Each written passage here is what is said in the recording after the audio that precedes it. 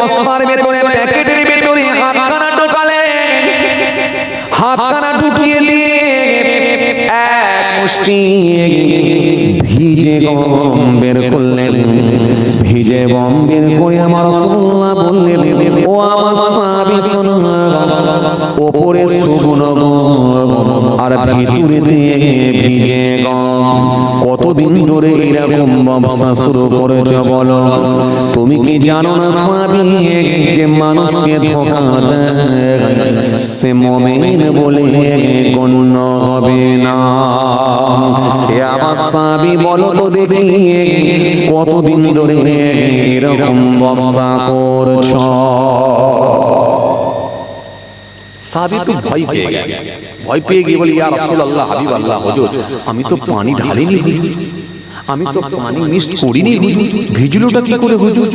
সাহাবী একটু ভয় পেয়ে গেল, একটু ভয় পেয়ে গেল। ভয় পেয়ে গিয়ে আল্লাহর কাছে, আল্লাহ নবীর কাছে একটু আপনি কি বলে নত হয়ে গেলেন। নত হয়ে গিয়ে আল্লাহ নবীকে বলছেন, হুজুর, খুব মার্জিত ভাষায় বলছেন, হুজুর হুজুর আমি তো হুজুর পানি মিক্স করিনি, এই রকমটা হলো কি করে? আল্লাহ নবীকে সেই সময় সাহাবী বলতে লাগলেন, ইয়া রাসূলুল্লাহ, ওয়া ইয়া হাবিবাল্লাহ, বিয়াদবি নেবেন না হুজুর, আমি পানি মিক্স করি না হুজুর, হুজুর আমি পানি মিক্স করি না হুজুর। কেন আমি আপনার সাহাবী মিথ্যা বলি না, আপনার সাহাবীরা কোনদিন মিথ্যা বলে না। ওয়াল্লাহ নবী বিয়াদবি নেবেন না হুজুর, যেদিন আপনার হাতে হাত দিয়ে বানিয়েছি, যেদিন আমি কলেমা শরীফ পড়ে নিয়েছি হুজুর, হুজুর সেই দিন থেকে আর কোনদিন মিথ্যা বলি না, মানুষকে আর কোনদিন ধোঁকা দিই না হুজুর। ও আল্লাহ নবী বিয়াদবি মাফ করুন হুজুর, হুজুর আমি পানি মিক্স করি না হুজুর। ও আল্লাহ নবী বিয়াদবি নেবেন না হুজুর, আমি পানি মিক্স করি না, আমি পানি পাইল করি না। ও আল্লাহ নবী, গতকালকে আমি গম বিক্রি করেছিলাম হুজুর, মদিনার বাজারে কোনো চোর নাই, মদিনার বাজারে কোনো ডাকাত নাই, মদিনার বাজারে কোনো পকেট মার নাই, মদিনার বাজারে কোনো চোর নাই। আমি মনে মনে ভাবলাম, আমি গম বিক্রি করে অবশিষ্ট যে গমটা রয়ে গিয়েছিল, এই গমটাকে কষ্ট করে কেন আবার কাঁধে করে নিয়ে বাড়ি নিয়ে যাব? মদিনার বাজারে যেহেতু চোর না, মদিনার বাজারে যেহেতু ডাকাত না, মদিনার বাজারে যেহেতু কোনো পকেট মার নাই, শুধু শুধু এই গমটাকে নিয়ে আর বাড়িতে নিয়ে যাবার দরকার না। মদিনার বাজারে দিয়ে গমটা পড়ে থাক, নেওয়ার লোক না। সব তো নবী মেনেছে, নবী মেনেছে, আল্লাহ মেনেছে, মানে চুরি করা ভুলে গেছে। আজও মক্কা শরীফ মদিনা শরীফে গিয়ে দেখে, আল্লাহু আকবার, অহংকারের মানুষ চুরি কি জিনিস জানে না। আর যদি কেউ চুরি করে, আইনটা এত কড়া, ওপেন হাত কেটে দেবে, জনসমক্ষে জনগণের সামনে হাত কেটে দেবে, হাত দুটো কাটা হয়ে যাবে, জনমের মতো হাত চলে যাবে। একবার যদি কারোর হাত কেটে দেয়, তাকে দেখা দেখি যত মানুষ সব চুরি কি জিনিস ভুলে যাবে। আমার দেশের মতো আইন নয়, আমার দেশে তো শুধু গরিবদের বিচার হয়, বড় লোকেদের হয় না, নেতাদের হয় না। নেতারা তো আবার কুকুর চুরি করে, কেউ বলে না যে মাছ চুরি, মাছ চুরি বলে না। ছোটখাটো লোক যারা আছে, গরিব মানুষ, তারা তো দুটো একটা মাছ চুরি করে খায়, আর নেতারা তো আবার কুকুর চুরি করে নেয়। তার মানে গোটাটাই তার হয়ে গেল, করোড় করোড় টাকা। অথচ দেখেন তারাই আবার বলছে চোর চোর চোর চোর, যে চুরি করেছে সেই বলছে চোর চোর চোর, খুঁজে বার করো, চোর ধরো, জেলে ভরো। অথচ সে নিজেই চুরি করে বসে আছে। কথা বুঝে আসছে? চোর চোরকে বলছে চোর ধরো, জেলে ভরো, ভাবতেও অবাক লাগে। কথা বুঝছেন? এই আমার দেশের মতো সিস্টেম নাই মক্কা শরীফের আইন। আর আমি যতটুকু অ্যানালাইসিস করে দেখেছি, আমি যতটুকু নিজেকে ভাবিয়ে দেখেছি, এর পেছনে দুটো কারণ।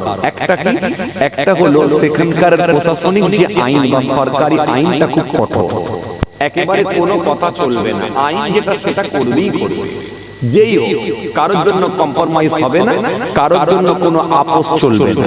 এক। আর দ্বিতীয় নম্বর হচ্ছে ওখানকার লোকেরা খুব ধার্মিক। জি, জামাতের সঙ্গে যখন নামাজ আদায় করে কাবা বাইতুল্লাহ দেখে আর হাউ হাউ করে কাঁদে, মানুষগুলো সব চেঞ্জ হয়ে গেছে। মদিনা শরীফে রাসূলুল্লাহ রওজা শরীফ দেখে হাউ হাউ করে কাঁদে, আর হারাম শরীফের সামনে গিয়ে চত্বরে জামাতের সঙ্গে নামাজ আদায় করে, যেখানে নামাজ পড়লে 50,000 রাকাত নামাজের সওয়াব হয়ে যায়, যেখানে নামাজ পড়লে 1 লক্ষ রাকাত নামাজ পড়ার সওয়াব হয়ে যায়। এজন্য এই মানুষগুলো অন্যায় কি জিনিস, চুরি কি জিনিস জানে না। এটা একটা চুরি বলে মেসাল দিলাম, এইরকম ভাবে কোনো অন্যায় তারা বোঝে না, যার কারণে ওখানে লোকেরা এত ধার্মিক, ওখানে কোনো অন্যায় কাজ হয় না।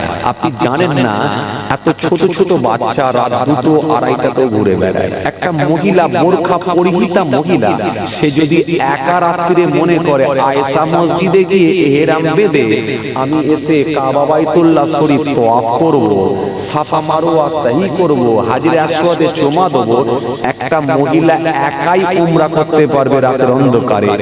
স্পর্শ করা তো দূরের কথা, তার দিকে তাকানোরও কারোর ক্ষমতা নাই। ওখানকার আইনটা এত কড়া। বুঝে আসছে কি বলছি? অথচ সারা রাত ধরে একটা মহিলা ঘুরে যেতে পারবে। একটা ছোট বাচ্চা যদি রাতের অন্ধকারে যদি খুঁজে না পান, সেটা আলাদা কথা, কিন্তু তাকে তুলে নিয়ে যাওয়ার কারোর ক্ষমতা নাই, কেউ কিডন্যাপ করবে না। ওই ছোট বাচ্চাটা যদি কথা বলতে পারে, আর তার গলার আই কার্ডটা, এই যে বুকে যেটা আই কার্ড গলায় ফেটে দিয়ে লাগানো আছে, হোটেলের কার্ড বা তার ওই যে কার্ডটা দেওয়া আছে হোটেলের কার্ড, ওই কার্ডটা বা তার আইডেন্টিটি যদি কিছু থাকে, সেটা নিয়ে খালি পুলিশকে দেখাবে, কিছু বলতে হবে না। ওই হোটেলের আপনার কি বলে নাম দেখে ওই অ্যাড্রেস ধরে গাড়ি করে পুলিশ হোটেলের সামনে পৌঁছে দেবে।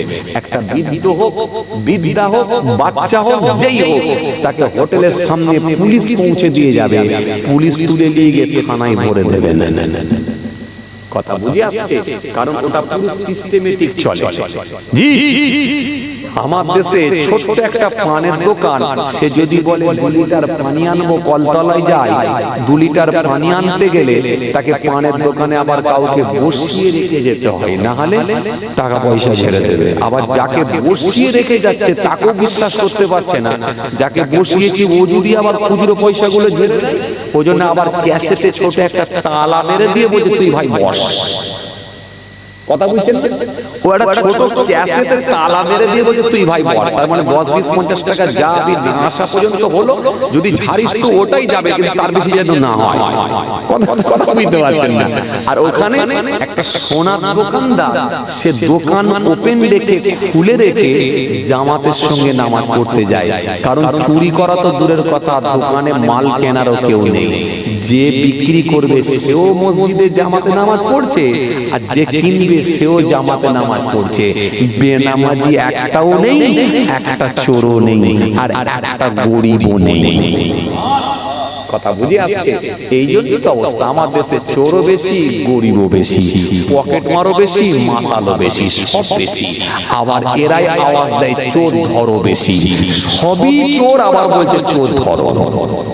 কথা বুঝে আসছে? যাক, যে কথা বুঝাতে চাইছিলাম ভাইরা আমার, বন্ধুরা আমার, সাথী মহব্বতের ভাইরা, তো মদিনার বাজারে কোনো চোর নাই, কোনো ডাকাত নাই। আল্লাহ নবীকে সেই সময় সাহাবী বলতে লেগেছেন, ইয়া রাসূলুল্লাহ কে ওয়া হাবিবাল্লাহ মদিনার বাজারে কোনো চোর না, মদিনার বাজারে কোনো ডাকাত নাই, মদিনার বাজারে কোনো পকেট মারা নাই, মদিনার বাজারে কোনো চুরি হয় না। এজন্য গতকালকে আমি গম বিক্রি করেছিলাম, আর অবশিষ্ট কিছু গম রয়ে গিয়েছিল, সে গমগুলোকে আমি বাজারে রেখে দিয়ে চলে গিয়েছিলাম। হুজুর ইয়া রাসূলুল্লাহ, পানি আমি মিস করি না, হয়তো রাতের অন্ধকারে আকাশ থেকে কিছু শিশিরে পড়েছে হতে পারে। আজকে আবার টাটকা গম নিয়ে এসেছি, গম নিয়ে এসে ওই গমের বস্তার ভিতরে দিয়ে দিয়েছি। গমের বস্তার ভিতরে দিয়ে দেওয়ার কারণে ওপরে শুকনো গম আর ভিতরে কিছু ভিজে গম হয়ে গেছে। আল্লাহ নবী সেই সময় বলে, শোনো সাহাবী, হ্যাঁ এটা আমি জানি আমার সাহাবীরা মিথ্যা বলতে পারে না, আমার সাহাবীরা মানুষকে ধোঁকা দিতে পারে না, আমার সাহাবীরা চুরি করতে পারে না, আমার সাহাবীরা মিথ্যা বলতে পারে না। এজন্য আমার সাহাবীদের সম্মান আল্লাহ এত বাড়িয়েছেন। আমার একটা সাহাবী হলো আকাশের নক্ষত্রের ন্যায়, আমার একটা সাহাবী হলো আকাশের নক্ষত্রের ন্যায়। এজন্য সাহাবীদের স্থান মর্যাদা এত বেশি বাড়ানো হয়েছে, যে সাহাবী রাসূলুল্লাহকে সচক্ষে একবার দেখেছে আর হাতে হাত দিয়ে কালেমা পড়েছে, রাসূলুল্লাহ ঘোষণা দিয়ে গেছেন নবী ঘোষিত জান্নাত, নবী ঘোষিত জান্নাতি বলে আল্লাহ রাসূল ডাইরেক্ট সার্টিফিকেট দিয়ে দিয়েছেন। আমার প্রত্যেকটা সাহাবী হলো জান্নাতি, জান্নাতি, জান্নাতি, জান্নাতি বলে সার্টিফিকেট দিয়ে গেছেন। নবী সার্টিফিকেট দিয়ে দিয়েছেন সব জান্নাতি। নবীকে যে চামড়া চোখে দেখেছে, কালেমা পড়েছে, ঈমান এনেছে, প্রত্যেকটা সাহাবী জান্নাতি হয়ে গেছে। এজন্য গোটা পৃথিবীর ওলিদেরকে এক পাল্লায় রাখা হলে আর অপর পাল্লায় একটা সাহাবীকে রাখা হলে গোটা পৃথিবীর ওলিরা একটা সাহাবীর সমতুল্য হবে না। সাহাবীদের স্থান বুঝেছেন, কত মর্যাদা বুঝেছেন। এক একটা সাহাবীর এক এক রকমের লাকাব দেওয়া হয়েছে, বলতে গেলে অনেক সময় লাগে।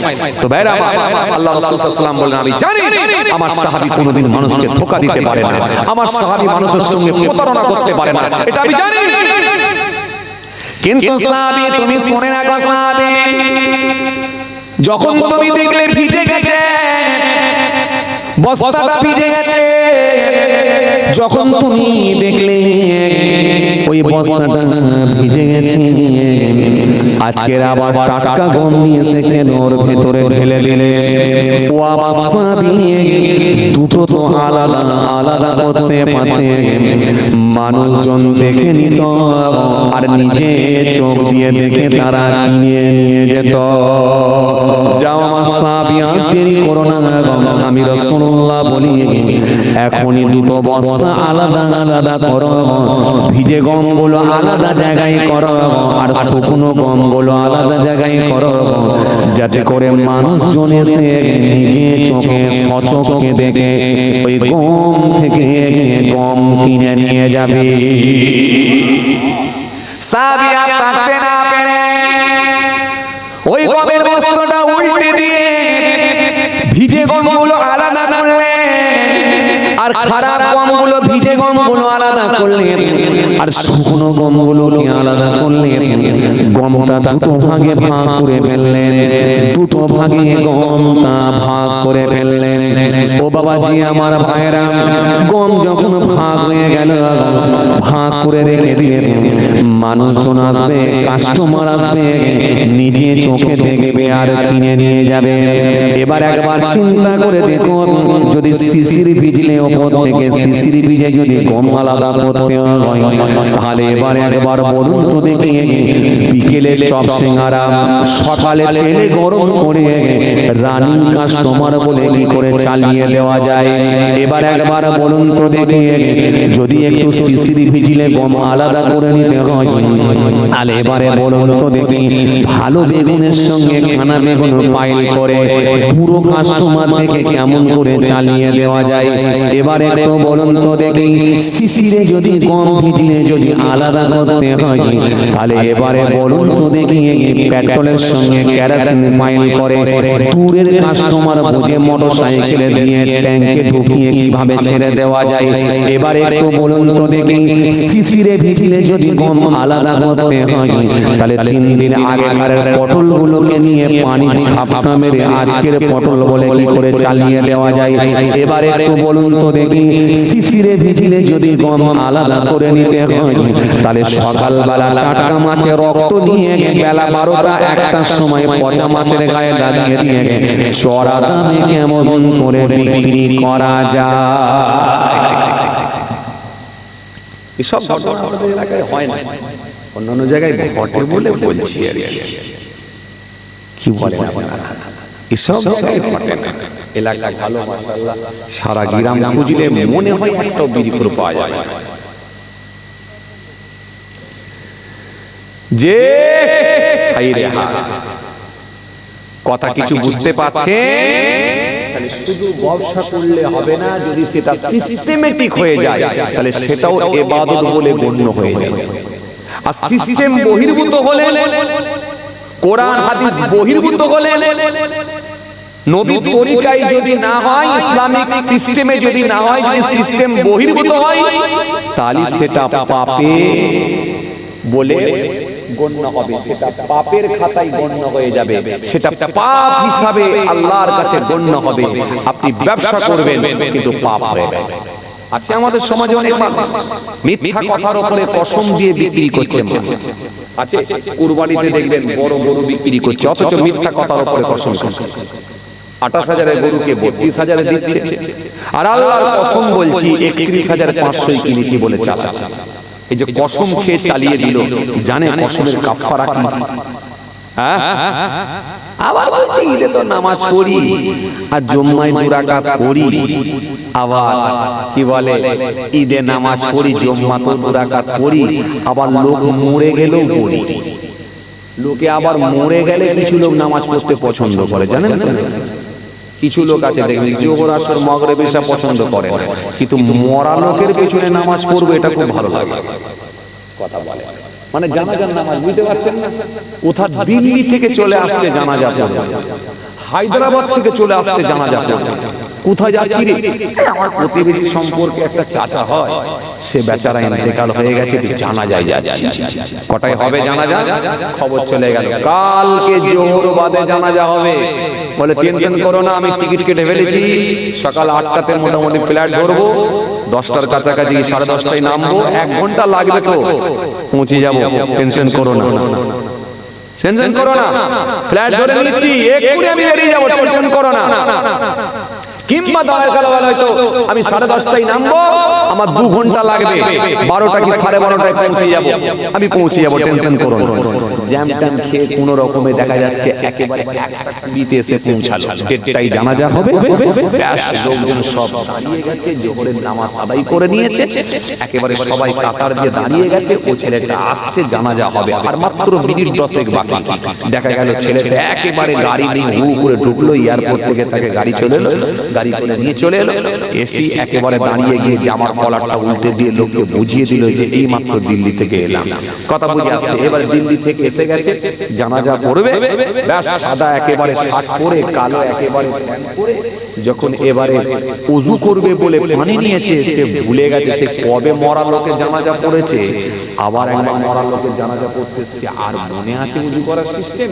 এখন এই পানি নিয়ে চিন্তা করছে, নাকে দেবো না কানে দেবো নাকি না মাথায় দেবো, বুঝতে পারছেন? এখন এই পানি নিয়ে চিন্তা করছে কোথায় মারবো। পাশ থেকে এক মুসল্লি চাচা দাড়িওয়ালা, সে বেচারা বুঝতে পেরে গেছে তার মানে গোলমাল হচ্ছে, ও ঠিক করতে পারছে না কোনটা আগে দিতে হয়, পানি কোথায় আগে দিতে হয় বুঝতে পারছে না।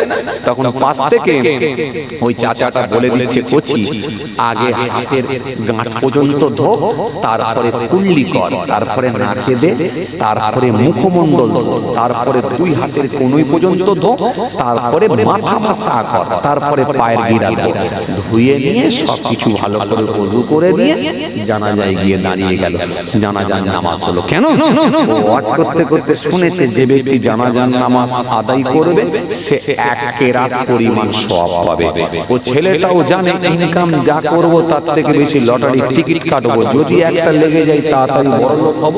আর জোহর আসর মাগরিব যদি নাও হয়, যদি এক কেরাত করে যদি মাঝে মাঝে দিয়ে দিতে পারি, তাহলে তো বছরে 10টা যদি জানাজায় যেতে পারি তাহলে কত সওয়াব। আমার পাড়ার চাচা 5 ওয়াক্ত করে কত সওয়াব কামাবে, তার থেকে অনেক বেশি সওয়াব সওয়াবের কথা বলে না, সওয়াবের পাহাড় হয়ে যাবে। কেন? রাসূল বলেছেন জি হাক্কুল মুসলিমি আলাল মুসলিমি খামসুন রাদ্দুস সালাম ওয়া ইয়াদাতুল মারিজ ওয়া ইত্তিবাউল জানাইজ ওয়া ইযা বা'দু দাওয়াত ওয়া তাসমিতুল আদ।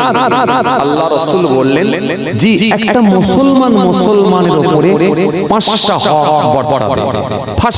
এক নম্বরে কি? রাদ্দুস সালাম, যখন একে অপরকে দেখবে সালাম দিয়ে সম্বোধন করবে। আসসালামু আলাইকুম, তিনি বলবেন ওয়া আলাইকুম আসসালাম। ওগো আল্লাহর বান্দা তোমার উপর আল্লাহর রহমত বর্ষণ হোক। উনি বলবেন ওয়া আলাইকুম আসসালাম। ওগো আল্লাহর বান্দা তোমার উপর আল্লাহর রহমত বর্ষিত হোক। এই সালাম দেওয়ার কথা সিস্টেমটাও আমার রাসূলুল্লাহ তিনি শিখিয়ে দিয়েছেন। এজন্য সালাম দেবে। দ্বিতীয় নম্বরে কি? রাদ্দুস সালাম ওয়া ইয়াদাতুল মারিজ, অসুস্থ ব্যক্তিকে দেখতে যাওয়া। তিন নম্বরে কি? ওয়া ইত্তিবাউল জানাইজ,